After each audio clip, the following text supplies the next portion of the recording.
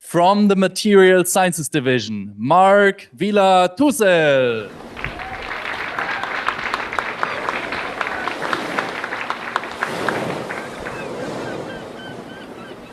Imagine you're swimming in the sea, in clear and beautiful waters. Isn't that nice? But then the night falls, it's dark, and you can't see anything. I bet you like to find a lighthouse to guide you to the shore. This situation is actually very similar to our knowledge of new materials. Let me explain. With our powerful computers and new AI capabilities, we are discovering every year hundreds and hundreds of new materials with amazing properties. If we use them well, we can solve real and important problems, saving more energy in our daily lives, treating cancer and other diseases much more effectively, or even help mitigate climate change. But I said if. Navigating this sea of new materials without guidance can be difficult. It is sometimes challenging to understand why materials behave the way they do.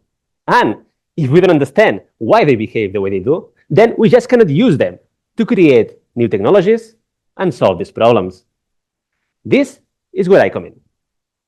While you might do experiments at the Molecular Foundry or solve complex equations in our lab supercomputer, I do the exact opposite of that.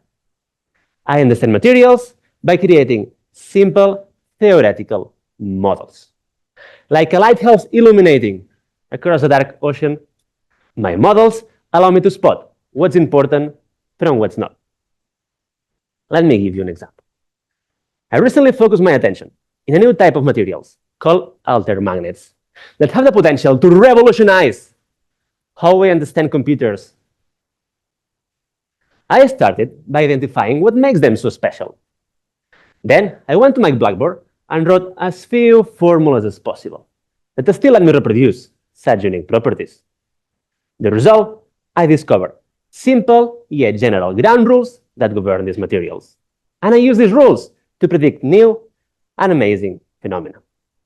This new information is very important because now I can inform my colleagues at the Molecular Foundry about what kind of experiments to perform or which material to pick from the hundreds and hundreds available, saving them time, resources, and also from drowning in all this new material data. As you've seen, I help you understand how new materials behave so you can bring new technology to life. My theoretical work and simple models are a lighthouse in the vast sea of new materials.